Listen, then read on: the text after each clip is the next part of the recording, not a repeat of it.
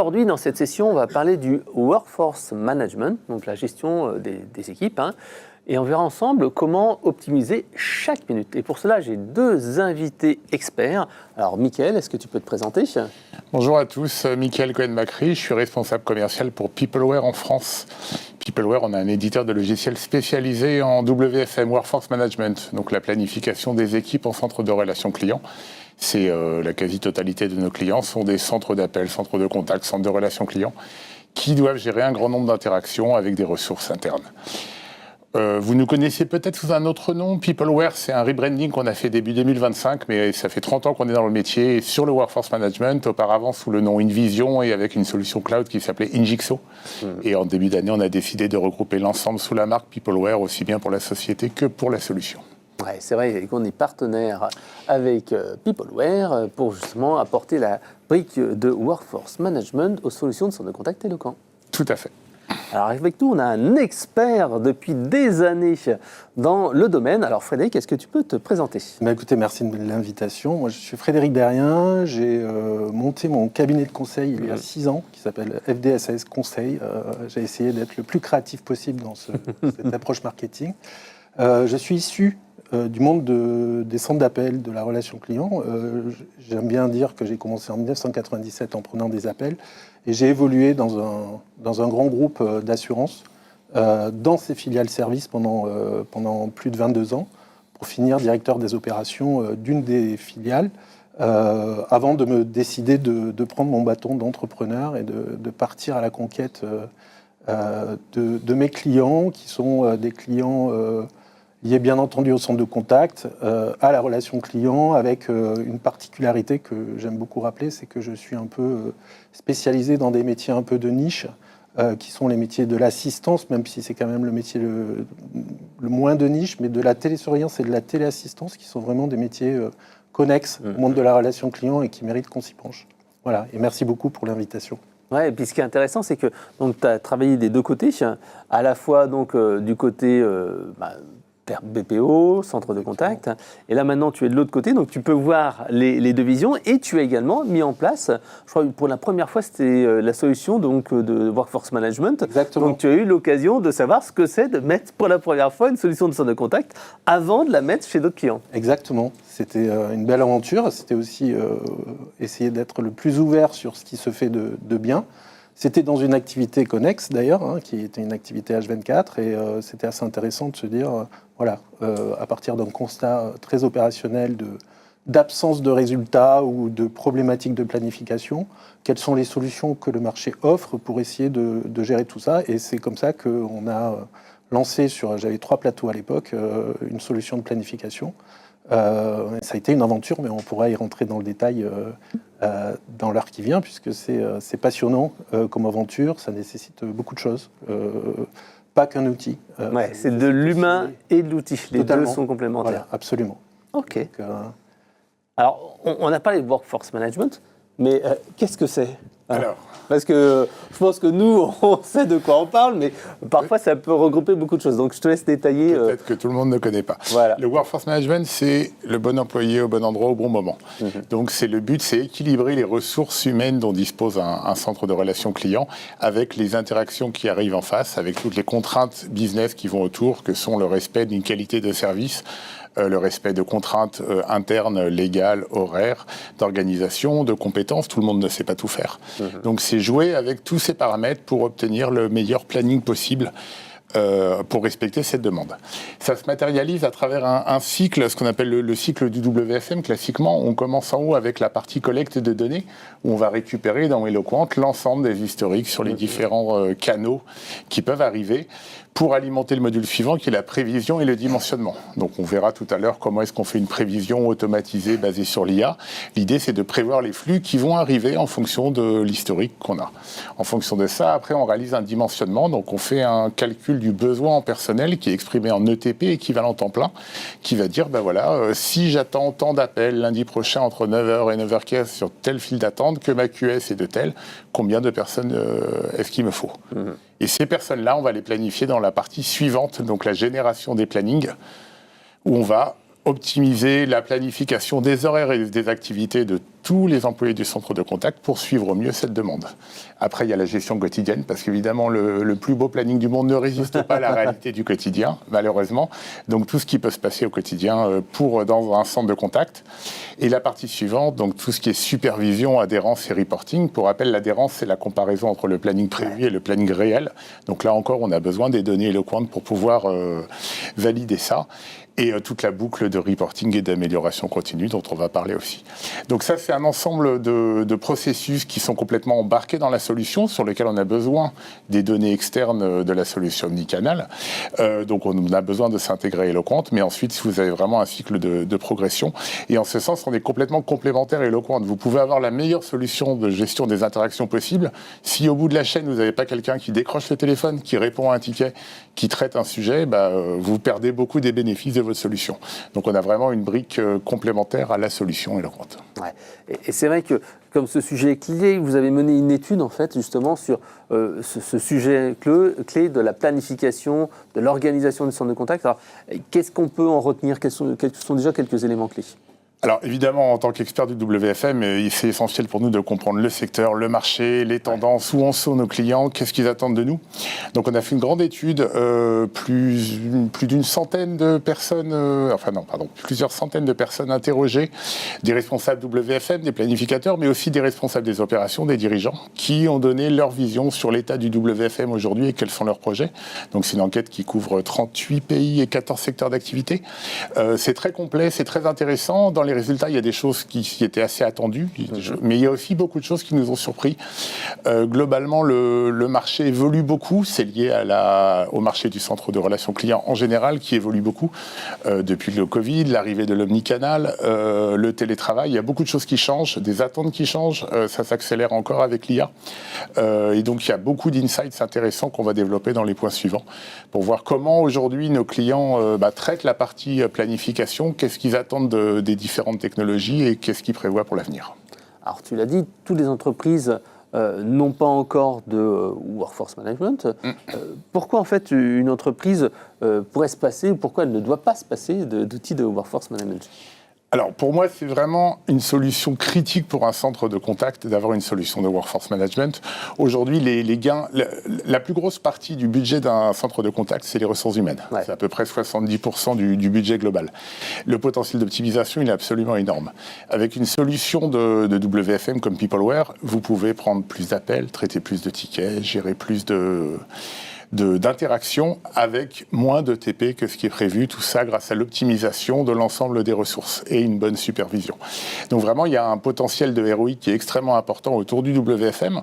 Il y a un potentiel de gain, mais sans pour autant négliger la qualité de service et le service rendu au client final. Dans le rapport, d'ailleurs, 99% des répondants considèrent que le WFM est essentiel à la réussite de leur entreprise sur le long terme. Donc c'est vraiment bien que ces interlocuteurs voient un bénéfice extrêmement important et un côté indispensable. Pour nous, clairement, vous allez dire que je prêche pour ma paroisse, mais dans le rapport, on voit bien que le WFM est devenu une brique essentielle de toute l'organisation. Et pour moi, ça fait partie de la boîte à outils globale qu'un centre de contact doit avoir pour une bonne gestion de ses ressources. Ouais.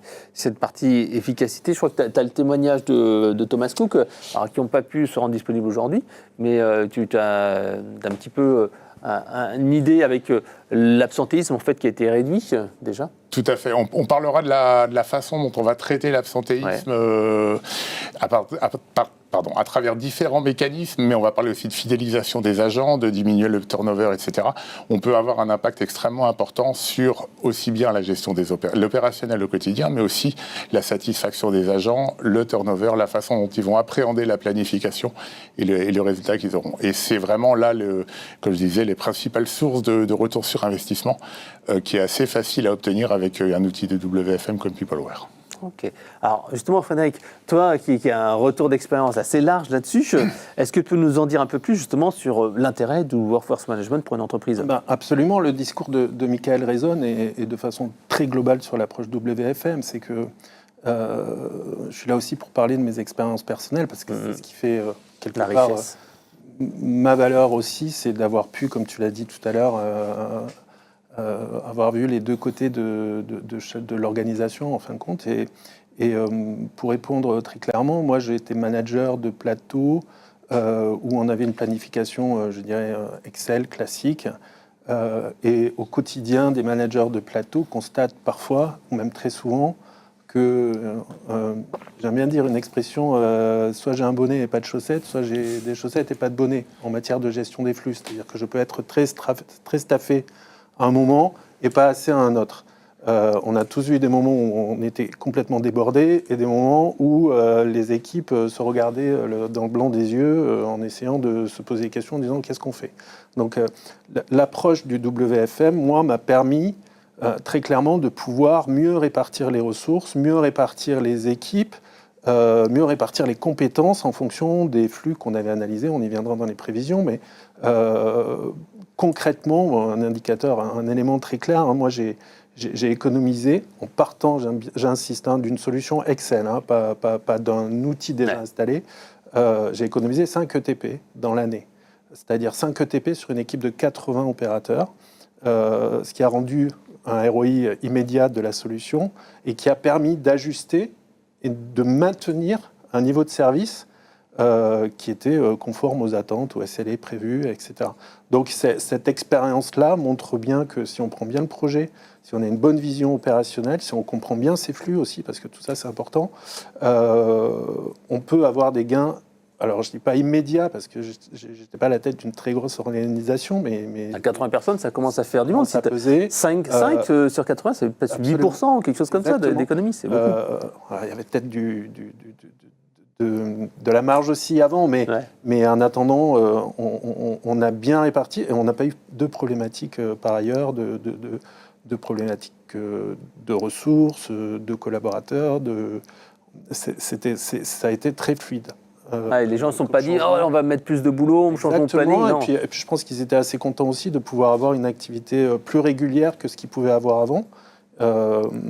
Parce que c'est des métiers, on le sait tous, qui sont fatigants, qui sont usants, qui sont stressants. Donc si on lisse mieux les charges, si on lisse mieux les appels sur les bonnes compétences, on arrive quand même à avoir des gens qui tiennent un peu plus le choc sur des activités, pour le compte, assez denses et assez critiques telles que nous on gérait en matière de gestion d'appels. C'était de la gestion de l'humain, c'était des chutes, c'était des problématiques de santé. Donc forcément, mieux on organise ça, mieux on répond à la demande et à la promesse client.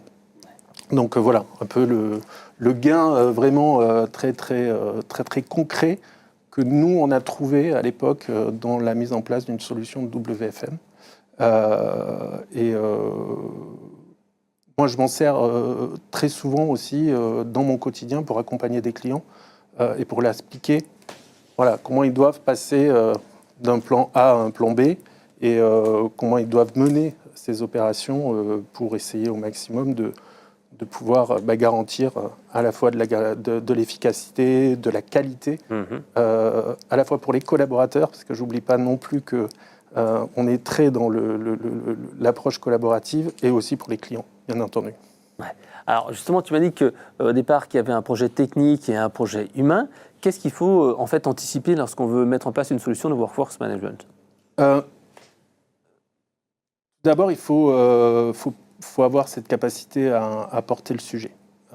Très clairement, moi, j'étais moteur, et il faut trouver ce qu'on appelle des sponsors ou des personnes qui vont prendre leur bâton de pèlerin pour expliquer aux décideurs, ou parfois ceux qui signent les chèques, qu'on ne fait pas un chèque en blanc.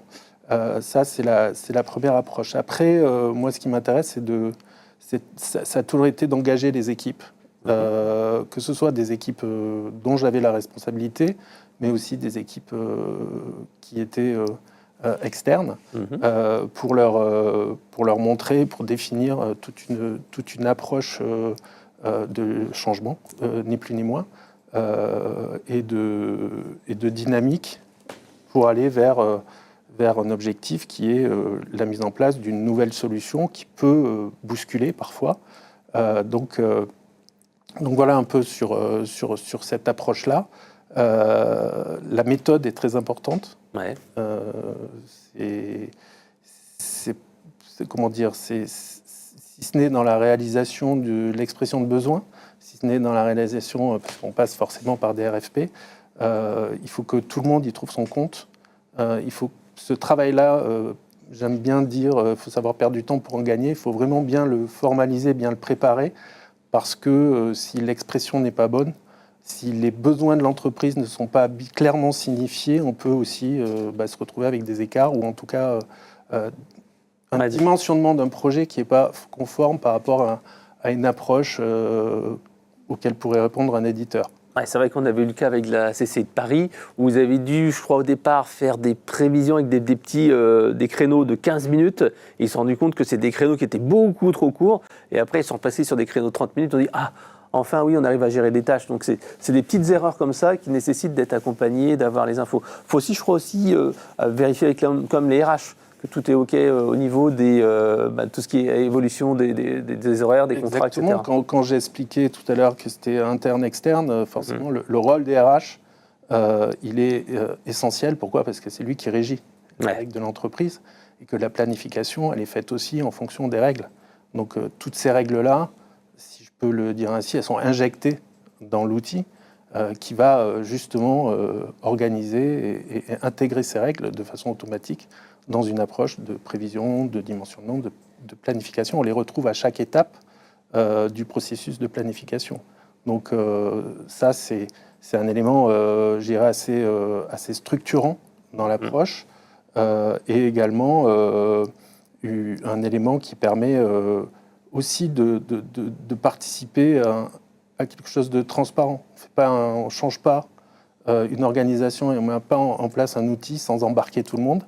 Forcément, il y a des inquiétudes, mais le but, c'est d'y répondre avec une approche 360 et forcément qui porte le sujet, je dirais, entre parenthèses, du changement au niveau des élus, c'est les RH.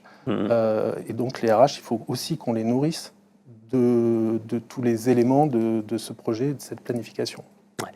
Tu m'as dit aussi qu'il ne fallait pas oublier d'avoir les compétences, méthodes et ressources, puisqu'en fait, tu l'as dit toi-même, c'est pas juste je mets un outil, c'est pas Word ou Excel qu'on met en place, il y a quand même une petite analyse à faire, des compétences. Alors, parfois, je crois qu'on a échangé, tu me disais qu'il fallait quand même avoir peut-être une personne qui va être dédiée là-dessus, ou du temps qui va être dédié entre plusieurs personnes. Donc ça c'est important aussi à anticiper. Exactement. C'est à nous de définir quelles compétences on recherche. Une compétence de planificateur, c'est une compétence très technique. C'est une compétence qui nécessite une connaissance de la data, qui nécessite une connaissance, je dirais, d'Excel ou en tout cas des modèles de prévision.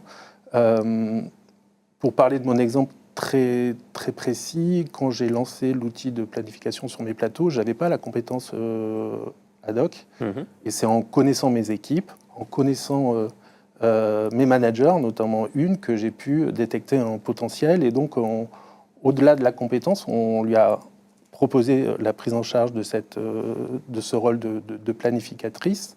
Et également, on lui a donné les moyens de réussir. C'est-à-dire que moi, j'ai fait appel à un cabinet de conseil à l'époque qui l'a accompagné aussi dans la compréhension de l'ensemble du parcours de prévision et de planification.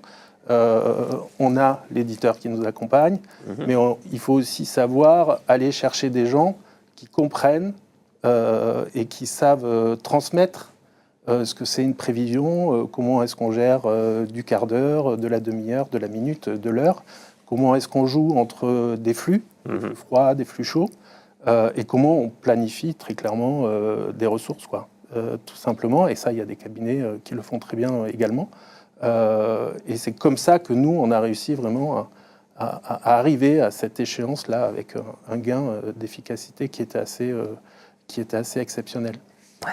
Alors, tu dis qu'il faut des outils pour assurer, mettre en avant la qualité de vie au travail. Ça, c'est des choses qui sont importantes. Parce que on va mettre un outil, mais qu'est-ce qui est bien pour moi, en fait ? Moi, en tant qu'agent ou conseiller, en fait. Exactement. Les outils, je dirais, sont des outils qu'on met à disposition. J'ai tendance à dire que je vois encore des plannings qui sont diffusés sous Excel. Donc voilà, on a un décrochage avec tout ce qu'on peut découvrir aujourd'hui en matière de digital. Et les outils qui doivent être mis en avant auprès des collaborateurs doivent embarquer aussi cette approche-là d'instantanéité, de vision temps réel de leur planning, de cette capacité à pouvoir aussi le changer de façon très régulière si l'entreprise lui permet, de pouvoir créer autour de cette planification, je dirais même des communautés spécifiques de compétences qui permettent d'ajuster au quotidien la planification. Ouais, c'est vrai que c'est important. Je crois que tu as un témoignage avec MSC Croisière. Tout à fait. MSC, donc le croisiériste connu, c'est assez important. Ils ont à peu près 1000 agents répartis sur pas mal de pays, évidemment, vu que c'est du multilingue. Et la bonne assurance de la qualité de service, du temps de réponse, c'est essentiel chez eux parce que c'est du business direct, c'est du chiffre d'affaires. C'est des gens qui appellent pour réserver, pour prendre des options, etc. Donc c'était vraiment quelque chose de stratégique chez eux. Et ils ont fait tout ce que vient de décrire Frédéric, c'est-à-dire d'embarquer l'ensemble des parties prenantes, mais aussi bien la direction que l'équipe planification, que les agents sur le projet pour leur montrer les bénéfices et pour rassurer un peu tout le monde. C'est pas super compliqué de montrer des bénéfices. Chacun aura des bénéfices un petit peu différents. Par exemple, pour la direction, on va plutôt être sur une notion de productivité, d'amélioration de la qualité des services. Pour les planeurs, on va avoir un bénéfice dont on reparlera après, qui est le temps gagné à construire les plannings, le temps passé à faire des opérations de purement construction, création, évolution du planning. Puis pour les agents, il y a aussi des bénéfices de disposer d'une interface moderne pour consulter les plannings. On parlera des échanges plus tard, etc. Ce genre de mécanisme qui leur donne plus d'autonomie dans la construction des plannings. Donc c'est quelque chose qui est tout à fait cohérent à présenter aux différentes parties prenantes, mais il faut les engager dès le début du projet. Ouais. Alors, pourquoi les prévisions, c'est si important et pourtant c'est si compliqué à mettre en place ? Alors c'est important parce que c'est le début du cycle. Si on se rappelle ce que je vous ai montré tout à l'heure, le cycle du workforce, la prévision c'est le début. Donc si la prévision est mauvaise, tout le reste va être bancal, forcément. Donc il faut faire une bonne prévision. Mais c'est pas facile de faire une bonne prévision et c'est de moins en moins facile. On parlait de l'omnicanal tout à l'heure. Ouais. Plus on rajoute des canaux, plus la complexité de prévision est dure. Et on se rend compte, d'après ce que disent nos clients, qu'aujourd'hui, les nouveaux canaux sont beaucoup plus difficiles à prévoir. On nous rapporte que 61% des entreprises rencontrent des difficultés liées à la volatilité du volume de contact et du TNT. Donc vraiment, c'est quelque chose qui est compliqué. Et pour faire une bonne prévision, il faut avoir des compétences très particulières. C'est des compétences de mathématiciens. C'est des gens qui vont analyser des modèles mathématiques, qui vont enlever des exceptions, etc. C'est très compliqué. Peu d'entreprises disposent vraiment de ces ressources. Et c'est là où vraiment l'intelligence artificielle a changé la donne. Peopleware a embarqué des algorithmes d'IA pour analyser les données historiques, repérer ce qu'on appelle des patterns, des schémas répétitifs dans la journée, dans la semaine, dans le mois et même dans l'année, pour calculer une prévision complètement automatisée. La seule intervention du prévisionniste se limite à préciser ce qu'on appelle des événements. Donc des journées atypiques, ça peut être des journées atypiques externes. Par exemple, on parlait de l'assistance, une journée de neige, ça aura un impact énorme sur l'activité. Mais ça peut être aussi une activité interne. Un catalogue qui part, un envoi de facture, on sait que ça va avoir un impact sur la prévision, donc on tag ces jours-là, ces jours particulier dans le calendrier pour voir l'impact sur la prévision. Et ça permet d'apporter une prévision de grande qualité à des entreprises qui ne disposent pas des ressources qui vont bien. Donc vraiment, on a fait un très très grand pas en avant sur la qualité de la prévision grâce à l'IA. C'était la première introduction de l'IA dans le WFM, mais qui était vraiment extrêmement salutaire pour beaucoup d'entreprises. Ouais. Mais ça, toi de ton côté, donc même au-delà de l'utilisation de l'IA, tu dis qu'il faut vraiment vérifier ça, il faut mettre en place des rituels pour vérifier la qualité de la prévision. Oui, on a mis des rituels dans d'autres missions que j'ai pu effectuer, notamment en tant que consultant ou même manager de transition. L'important, c'est toujours de mesurer l'efficacité de nos prévisions. Michael parlait d'atypisme de flux. C'est important de se dire qu'une prévision, c'est une photo, un temps donné, qui va évoluer dans le temps. Oui. Elle va être altérée par des événements météorologiques, sociétaux. Une sortie d'un catalogue produit, une promotion, le Black Friday. Une grève au niveau des aéroports, avec une mise en place d'une cellule de crise pour un tour opérateur, par exemple, etc. Et donc, la mise en place de ces rituels, elle est intégrée, ou elle doit être intégrée à plusieurs niveaux. C'est-à-dire l'analyse au quotidien de mon adhérence et de ma prévision. Est-ce que je suis bon, je ne suis pas bon ? On dit souvent que c'est plus 5,5% par rapport aux prévisions. Moi, je préfère temporiser et pas forcément définir des capteurs de ce type et des indicateurs de ce type. Pourquoi ? Parce que 5% sur 2000 appels, c'est pas 5% sur 30 000 appels. Donc forcément, ça ne veut pas dire grand-chose, même si, c'est vrai qu'on aime bien se jauger sur cette partie-là.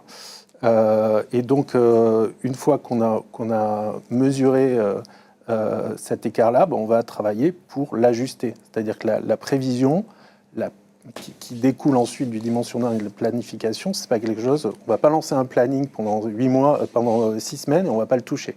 C'est-à-dire qu'à partir de l'input et du lancement du planning, ce planning-là va avoir une vie.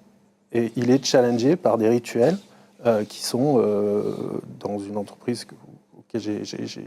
dans laquelle j'ai travaillé, c'est l'adéquation aux ressources. C'est-à-dire vraiment se dire, travailler avec les métiers, essayer de comprendre comment on ajuste nos prévisions, comment on ajuste derrière nos équipes par rapport à des événements qui peuvent arriver. C'est aussi un nouveau client, un nouveau contrat qui va impacter les prévisions, qui va impacter le besoin de ressources, une évolution des SLA avec un client qui va dire moi je veux plus que vous décrochiez en 90%, je veux que ce soit 92%.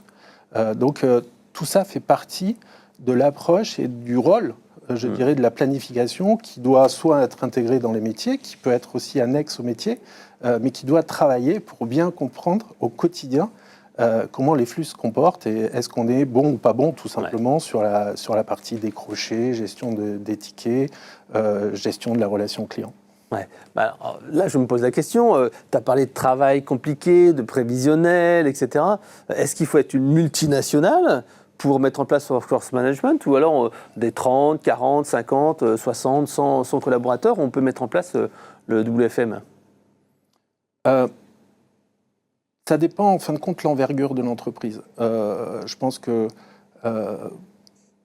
moi, avec une personne au début, ça allait. Je l'ai doublé. Pourquoi ? Parce que j'avais peur de l'absentéisme, j'avais peur de la compétence. Et puis, forcément, plus on rentre dans le sujet, plus ça devient central et plus on se dit que si on a une rupture dans la chaîne de planification, donc il faut forcément anticiper les ressources qui sont en charge de cette planification. Il y a d'autres organisations qui ne vont pas, par exemple, intégrer les prévisions dans leur outil. Ils vont le faire à part. Pourquoi ? Parce que c'est très complexe à prévoir, il y a des métiers différents, il y a des flux différents, il y a des canaux différents. Donc c'est en fonction du dimensionnement sur des plateaux avec, je dirais, quelques compétences spécifiques ou des clients spécifiques qui ne sont pas, qui sont pas écartés entre des métiers qu'on applique différemment. On peut trouver des organisations de 1 à 3 planificateurs. Parce que le planning va faire, ou en tout cas l'outil va pouvoir déjà agréger toutes les données, pouvoir livrer une vision qui, je reste convaincu, doit être toujours contrôlée par l'humain. Oui. Ça, c'est primordial. Et puis, il y a des grosses organisations où là, on va un peu séquencer et organiser toute la partie WFM, puisque j'en parle au sens large, avec des équipes prévision, des équipes planification, et puis des équipes qui permettent de gérer l'adhérence au quotidien, des grosses cellules d'hypervision aussi pour ajuster au quotidien les flux, et puis des managers qui gèrent eux aussi la planification intraday. C'est-à-dire, j'ai 10 absents, j'essaie d'ajuster au quotidien mon organisation pour répondre à la demande. Ouais, donc j'ai bien compris que ça peut être une personne ou plus. Et au niveau du nombre d'agents, là, on peut se dire qu'on commence quoi, à 30, 40 ? Alors, en toute honnêteté, on s'est posé la question, puisqu'on a un peu travaillé, on a un peu préparé l'émission, on s'est posé la question de dire à partir de quand l'intérêt de la mise en place d'un outil. Alors, on a plutôt un dimensionnement où on commence à 30-40 à se dire que c'est devient complexe de ressources. Ouais, on ne va pas faire de l'Excel ou avoir quelqu'un qui... Exactement, où généralement la planification à ce niveau-là, elle est dédiée au manager, elle est dédiée à une personne qui est soit du métier, soit un superviseur, qui va lui-même réaliser sa planification. Donc là, on industrialise quelque part, on met en place une évolution de l'organisation de l'entreprise qui va industrialiser quelque chose, comme après la mise en place d'un centre de contact, etc. Donc, on a cette première approche-là sur ce dimensionnement, et de 30 à 100, je pense qu'on a une première approche qui peut être intéressante dans le lancement. Ensuite, les grosses organisations ont besoin nécessairement de planification. C'est vraiment une colonne centrale dans l'organisation et dans la compréhension de l'organisation de l'entreprise et des résultats qu'on attend des opérationnels. Alors, on a évoqué tout à l'heure la partie intraday. Est-ce que tu peux en dire un petit peu plus? Parce que c'est un challenge, comme tu as dit, l'absentéisme, les gens qui ne sont pas là. On se rend compte le matin, ah là, il y a 10 personnes qui sont peut-être sur le plateau, et il y en a 8 ou il y en a 5. C'est la surprise. C'est la surprise du quotidien de se dire aujourd'hui j'ai prévu 10 ressources pour schématiser combien j'en ai réellement pour répondre à la demande.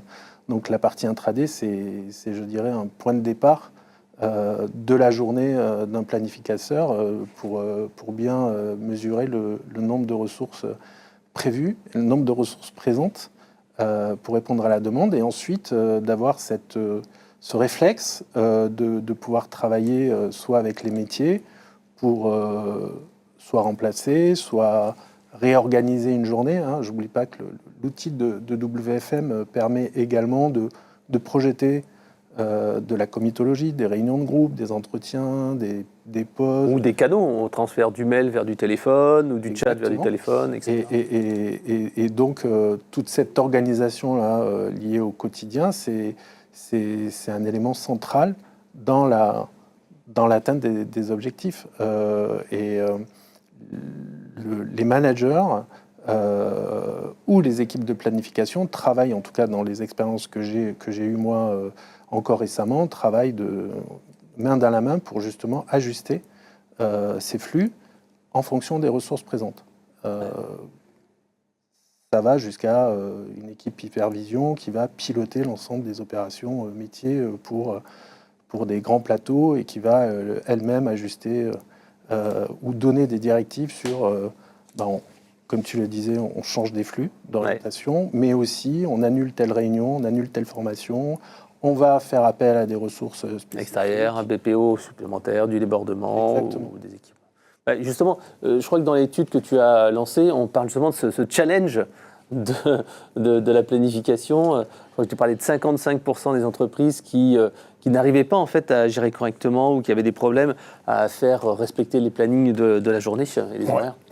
En effet, c'est l'aboutissement de tout ça. On fait une belle prévision, on fait un planning idéal. Le jour J, il faut que les employés aussi respectent leur planning.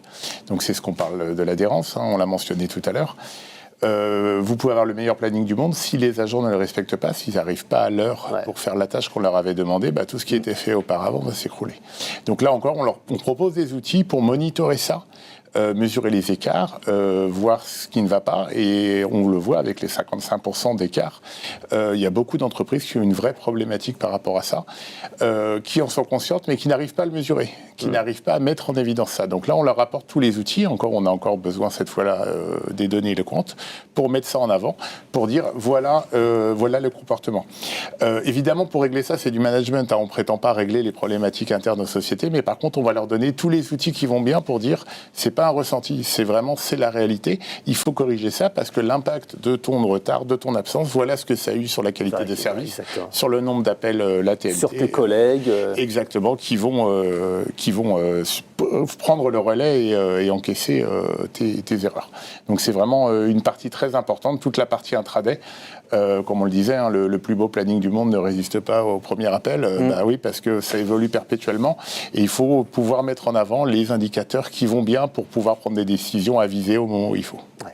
Alors, est-ce que le workforce management, ça permet de diminuer le churn des équipes ? Clairement. Aujourd'hui, on a un vrai sujet critique sur la rétention des agents en centre de contact. C'est une problématique qu'on voit absolument partout. Ça coûte extrêmement cher de perdre un agent. Il faut recruter, il faut former. Parfois, ça met plusieurs mois avec un agent retrouve des compétences similaires à celui qui est parti. Donc, c'est un vrai sujet humain, organisationnel, financier sur tous les centres de contact. Et d'un autre côté, on a des sujets sur la qualité de vie au travail, l'équilibre vie pro, vie perso, le télétravail depuis le Covid, etc., qui ont beaucoup bougé. Les attentes des agents sont bien supérieures à celles qui étaient les leurs il y a quelques années. Et c'est plus possible aujourd'hui de partager un planning avec les outils. Ils ont tous un téléphone dans la main. Ils ne comprennent pas pourquoi ils ont un truc Excel ou un papier pour leur remettre. Ils ont 50 applis et nous on leur dit non, ton planning il est en pièce jointe du mail que je t'ai envoyé vendredi dernier. Et ils ne comprennent pas ça. Et c'est normal. Donc il faut pouvoir intégrer les agents dans le cycle de planification en leur donnant les outils qui vont bien pour se sentir à l'aise. déjà, à la base, c'est leur fournir un planning en ligne qu'ils puissent consulter de partout, de chez eux. On propose des outils pour que les agents influent dans le cycle de planification, où ils peuvent émettre des souhaits sur des tranches horaires, par exemple.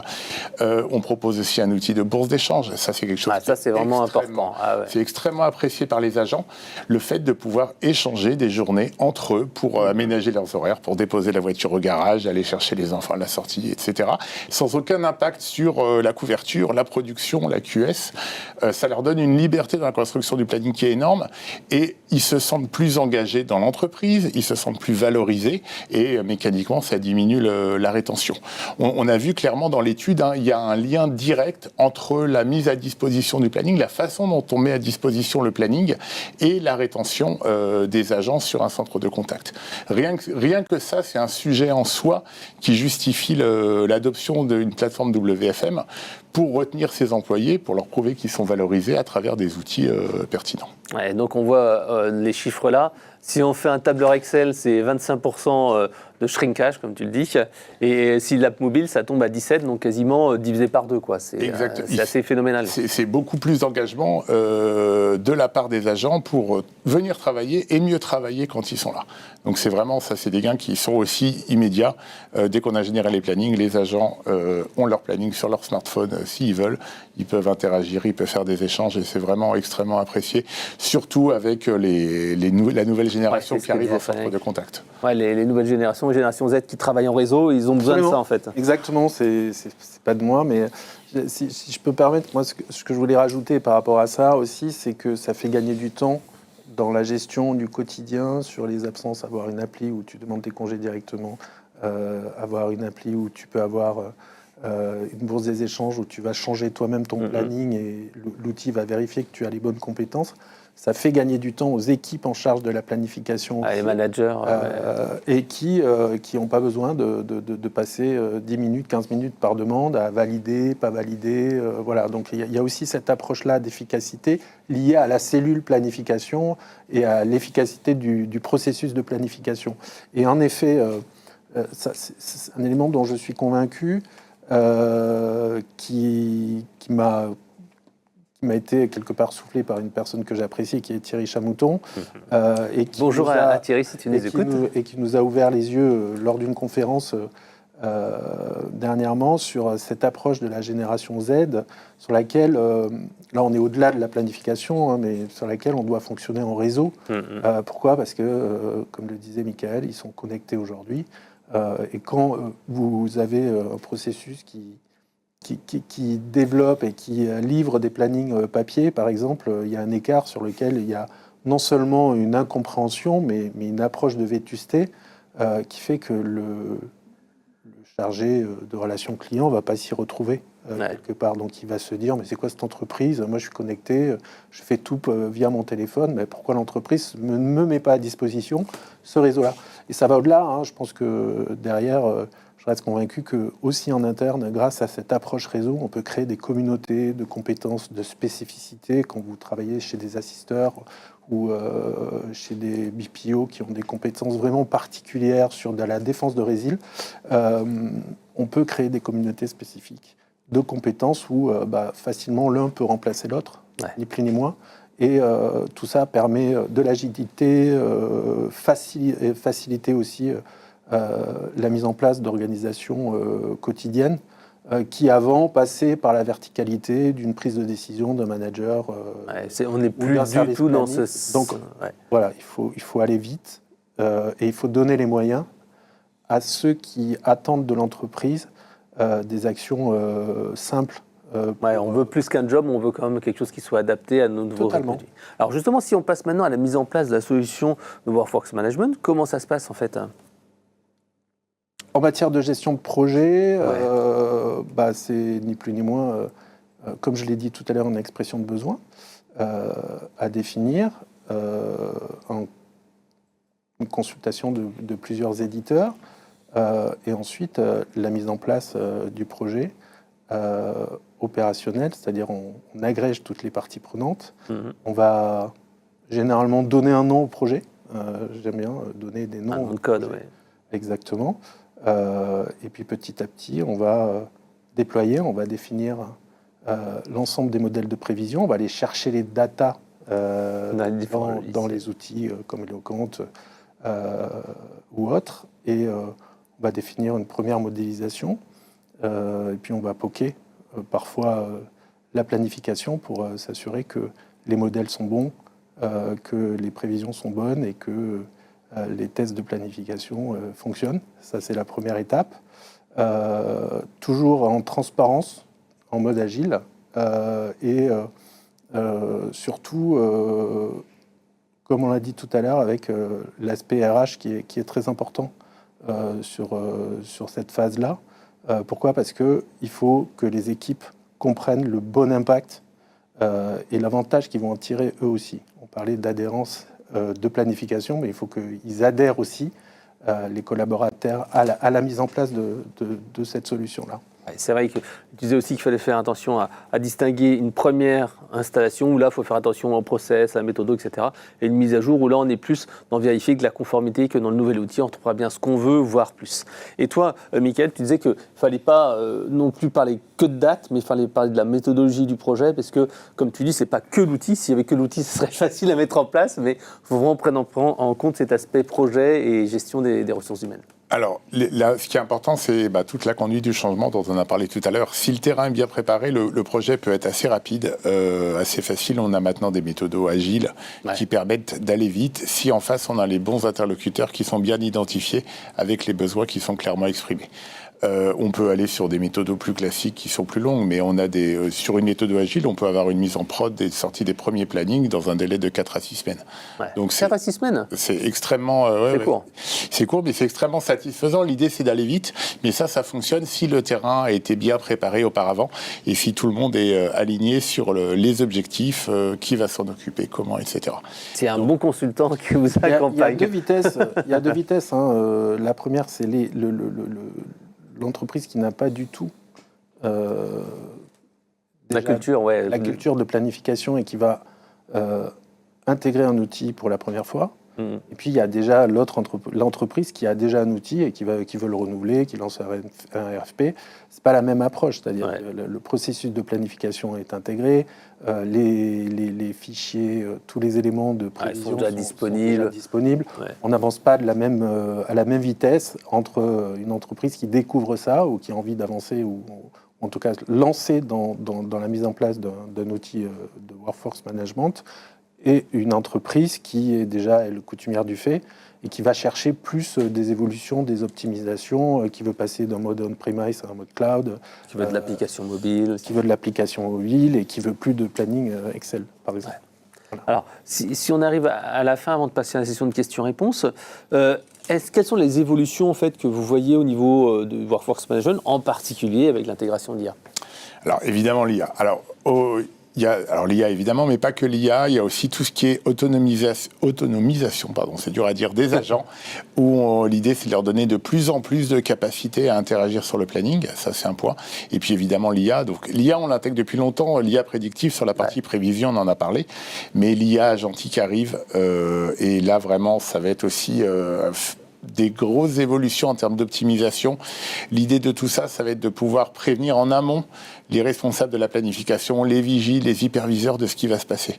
C'est des agents qui vont monitorer 24/7 l'activité en disant attention, c'est en train de dégénérer, à ce rythme-là, dans 2 heures, ta QS elle est complètement plantée. Ou alors, attention, on a accepté trop de congés, il va falloir replanifier les personnes, etc. Donc ça va être aussi une grosse révolution. Mais avant de tirer tous ces bénéfices, j'aimerais rester sur le point qu'il faut avoir un socle de planification, enfin un process de planification qui soit déjà solide et bien installé. L'IA ne pourra pas faire de miracle sur une entreprise qui est désorganisée. Il faut vraiment s'en servir comme... Un amplificateur. Exactement, un amplificateur de ce qui a déjà été bien mis en place, qui fonctionne et qui va permettre de gagner encore en automatisation, en gain de temps, en prédiction. Mais ça ne peut pas être un palliatif à une organisation qui est défaillante. Ouais, exactement. Et toi, Frédéric, pour finir, ton point de vue sur les évolutions et le futur du Workforce Management ? Certains le font déjà, mais je pense que c'est l'anticipation. L'IA va permettre d'anticiper mieux certains éléments de flux, certaines baisses de production au quotidien. Je dirais, si ce n'est se dire que tiens, je suis pas au niveau de l'attendu, Si je veux atteindre mon objectif et pas avoir de pénalité de retard, je vais peut-être devoir ajouter 2 ETP de plus parce que l'IA va me générer des warnings qui, aujourd'hui, sont plutôt liés à la perspicacité de la personne qui connaît bien son organisation, qui sait qu'elle va être... Là, ce sera quand même plus automatisé, plus proactif. Donc, pour moi, c'est une approche très bénéfique. Maintenant, il faut mettre en place toute cette approche proactive. Même en matière de modèle de prévision, Michael dit que ça existe, mais je pense qu'il faut un peu l'exacerber parce que les canaux évoluent et qu'aujourd'hui, le modèle de prévision qui doit agréger 4-5 canaux de gestion, c'est ce que tu disais tout à l'heure, très compliqué. Et donc, si l'IA peut commencer à agréger et générer aussi des warnings et une approche et d'anticipation sur tous ces sujets, c'est très positif. En gardant, de toute façon, pour moi, le contrôle de l'humain à la fin, c'est lui qui appuie sur le bouton, c'est pas l'IA. Ok. Alors justement, si on veut se procurer cette fameuse étude, je crois qu'on a mis à l'écran l'étude. Donc vous pourrez la télécharger sur le site de Peopleware. Vous aurez le détail complet des infos, de l'étude, des bonnes pratiques issues du... Oui, je pense que c'est très intéressant pour toutes les entreprises, qu'elles aient ou pas une solution de WFM, de se comparer au reste du secteur, de voir si les pratiques sont bonnes, qu'est-ce qu'ils ont à gagner, quels sont les principaux problèmes rencontrés par les autres sociétés. Je pense que c'est très instructif autour du WFM. Ok, ce que je propose, c'est qu'on passe à la question pour le tirage au sort et ensuite la question pour nous. Alors, ma chère Chantal, quelle est la question à poser à nos auditeurs? Alors, la possibilité à nouveau de gagner 2 livres. Alors, mettez-vous devant vos claviers et préparez-vous à taper sur le chat. En début de session, Michael a évoqué le cas de Thomas Cook. Et il a donné une information sur le montant de l'économie réalisée par Thomas Cook avec le WFM. Donne peut-être un indice. Il y a plusieurs zéros, on peut dire. C'est un compte rond. C'est un compte rond et il y a plusieurs zéros. Ah, ouais. Oh là là, on va voir si on a des réponses. Il faut le alors, c'est pas 10 000 euros et c'est pas 1 million d'euros. Voilà, c'est on ne triche pas, Fred, on ne triche entre pas. les deux. Moins de 500 000. Alors, les autres questions. Alors, j'avais Aruna qui demandait, alors la première chose, que signifie ETP, je vais laisser Michael préciser, et qui demandait aussi, pouvez-vous nous parler un peu plus des règles de sur- et sous-staffing ? Alors, ETP, déjà, pardon, j'aurais dû le dire tout à l'heure, c'est équivalent temps plein. Donc, c'est en gros un contrat 35 heures sur un centre de contact. C'est un employé type en temps plein. Évidemment, dans la solution WFM, vous pouvez planifier aussi des temps partiels, des 80%, etc. Mais classiquement, la phase de dimensionnement, où on va calculer le nombre de personnes nécessaires pour atteindre la qualité de service, c'est calculé en ETP. Sur tout ce qui est sur- et sous-staffing, c'est clairement le cœur de la solution, hein, le moteur d'optimisation, qui va viser, en fonction du besoin en personnel, d'atteindre, de réguler le plus possible ce sur- et sous-staffing. Donc, autrement dit, quand vous avez beaucoup d'appels prévus, beaucoup de chats, on va mettre un maximum de personnes en ligne. Et quand on a moins d'appels prévus, on va mettre ces personnes-là plutôt sur de l'activité back-office, ou sur des réunions, ou sur des formations, etc. Et clairement, l'optimisation des activités non productives est aussi un gain très important en termes de productivité. Les activités non productives, en général, c'est 25-30% de la journée complète d'un agent. Donc, il faut les planifier. Si vous planifiez votre réunion d'équipe, moi, c'est tous les lundis à 10h, quoi qu'il arrive, c'est extrêmement nocif pour la productivité globale. Vous passez le reste de votre journée à rattraper ce positionnement-là. Alors, peut-être que si vous aviez mis votre réunion à 11h30, ça passait tranquille pour l'ensemble de la journée. Vous handicapiez pas ceux qui n'étaient pas en réunion et vous avez quand même votre réunion d'équipe. Donc il y a vraiment ça va dans le schéma global d'optimisation. Alors Chantal, une autre question ? Oui, alors je ris parce que pour l'instant, je n'ai pas de bonne réponse à la question posée. On aurait de quoi reboucher la dette. Là, franchement, l'État va déployer va déployer l'outil de Michael partout parce que là, c'est... Il y a entre 200 000 et 0. Je vais remettre le slide, je crois. Donc, non, c'est assez drôle. Donc, j'ai Tugay qui demande... Alors, on l'a évoqué en fin de session déjà, donc je ne sais pas si, Michael, tu voudras développer un petit peu. Pensez-vous qu'avec le changement actuel des centres de relations clients, la collaboration IA-humain change la vision du workforce management, Comment faire des prévisions en prenant en compte ce dernier paramètre ? Alors, forcément, avec l'IA, vous allez... Enfin, c'est un cycle vertueux, le WFM. Vous faites une bonne prévision, une bonne planification, une bonne gestion intraday, vous en tirez des leçons, vous améliorez.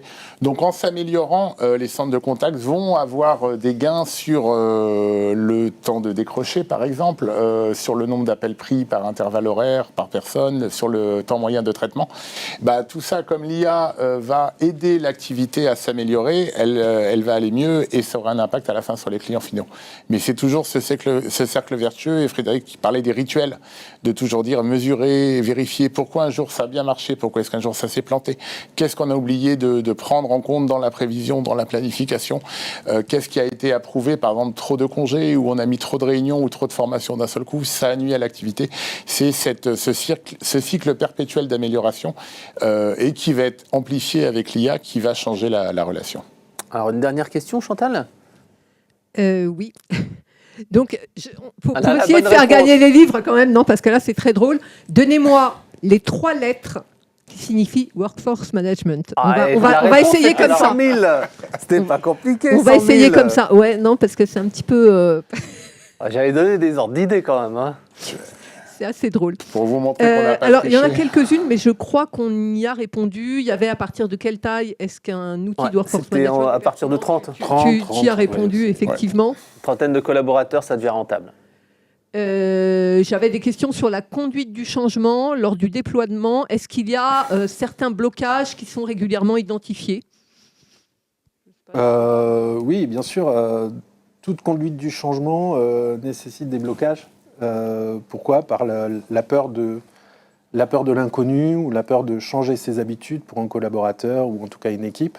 Donc forcément, on les identifie, on les traite par de la communication, par de la mise en place de cases spécifiques qui leur prouvent que justement, par la mise en place d'un tel outil, on va aussi quelque part améliorer leur quotidien, puisque c'est quand même un outil qui est très lié à la QVT. Pour justement trouver l'équilibre entre le besoin de l'entreprise en matière de ressources et puis aussi le fait que le collaborateur il trouve son compte au quotidien dans ce qu'il fait et puis il puisse aussi profiter de sa vie par ailleurs. Donc oui, les blocages, c'est surtout la réticence, je dirais, au changement. Et puis parfois, ça peut être aussi une approche technique un peu non alignée sur le nouvel outil qui peut bloquer. Il y a toute une série de blocages en fin de compte. Moi, je parle de ce que j'ai rencontré, mais encore une fois, s'il y a quelqu'un qui est au bout, est sponsor, dynamique, qui a l'énergie pour porter ce type de projet, il passera outre tous ces blocages. Ok, merci pour ce dernier mot. Donc on se retrouve dans quelques minutes pour le prochain atelier. J'ai quand même un gagnant, qui est Alexandre Dufeu. Alexandre, donc vous allez recevoir rapidement un mail pour me communiquer vos coordonnées et je ne vais pas vous afficher en indiquant le montant que vous m'avez envoyé, qui m'a fait mourir de rire. Voilà, bon, bravo Alexandre. Bravo. Allez, émotion et incivilité, comment imposer une relation client sous tension. On se retrouve dans 5 minutes. À tout de suite.